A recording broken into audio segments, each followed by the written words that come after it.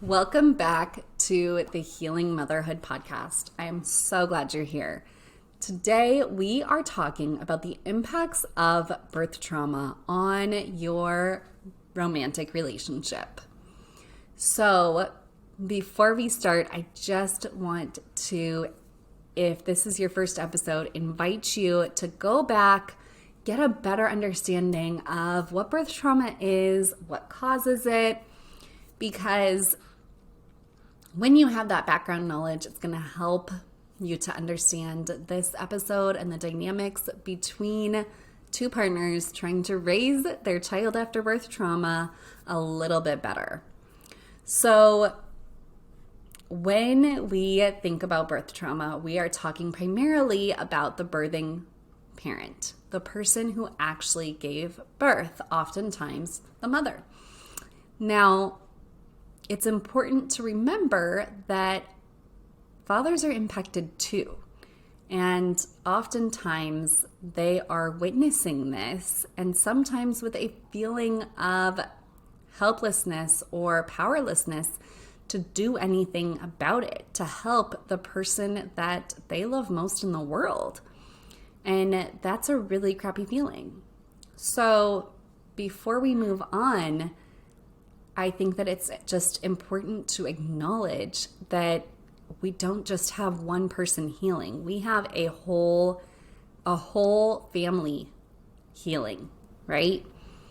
So we haven't even broken into the ways that birth trauma impacts the baby, but chances are that it does in ways that we can't possibly know with science right now.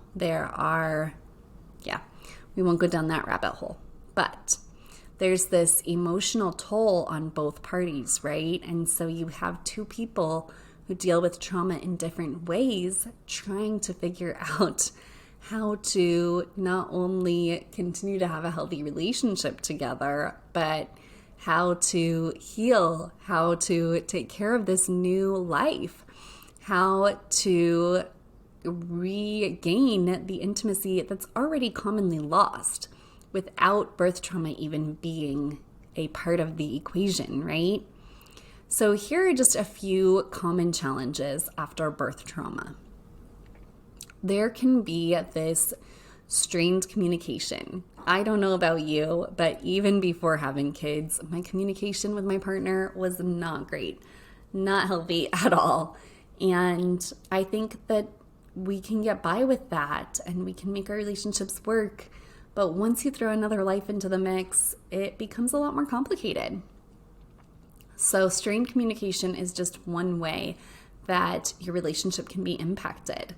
And then if there was any kind of feelings of resentment on either partner's side, when it comes to all of the household duties, all of the childcare duties, maybe the expectations we had for our partner in the birthing space, right?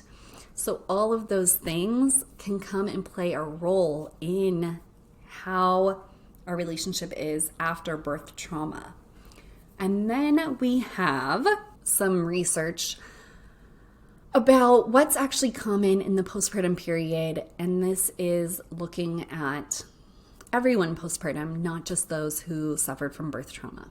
So when we look at intimacy and satisfaction, I'm just going to read off some statistics to you, but up to 83% of women have some sexual dysfunction at 2 to 3 months postpartum, up to 64% at 6 months postpartum, and 38% do not reach pre-pregnancy functioning levels when it comes to sexual intimacy. So I think it's really important to just note those statistics and let yourself off the hook if you're feeling this pressure to perform or have, stronger intimacy in that way, right? A few more statistics. Some studies indicate that a span of 18 months or more, there is lower levels of pleasure and emotional satisfaction in this area, and that more than half of women experience pain during that first intercourse after birth. 41% report significant pain with intercourse at 3 months, 22 with intercourse at 6 months, and 19 at 1 year. And so letting your body have that time to heal, maybe consulting with a pelvic floor physical therapist, body workers, there are even pelvic floor occupational therapists. There are a lot of different resources out there, different body workers that can help support your healing in this area. And we will dive completely. The next episode will be all about ways to reconnect with your partner after birth trauma on all levels. Okay. So I just want to reiterate that it's very common to have challenges with pain during intercourse, lubrication, reaching orgasm, vaginal bleeding, irritation, and just loss of desire in that way. So at 12 months, mothers and fathers both frequently reported an impact from, get this, mother's body image. So negative body image can play a huge role. So I think it's really important for both parties to do what they can to really start to embrace the body changes and this new body that you're dealing with, right? The body changes in so many ways after having a baby that, if you're trying to squeeze into those pre-pregnancy genes, that's going to feel really crappy every time. So that's a really important part to look at.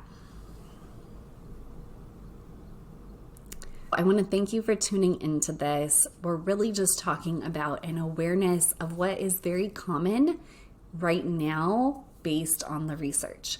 What is common as you are navigating this postpartum time in your relationship with your partner.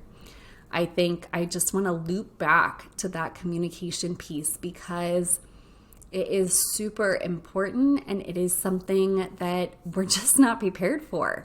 So I think, acknowledging and starting to notice the ways in which you're communicating with your partner, the ways in which you're feeling about your partner, and just bringing that awareness to it to begin with, for sure. But then hit subscribe, tune in for the next episode. And if you want to dive a little bit deeper, go ahead and sign up for my waitlist.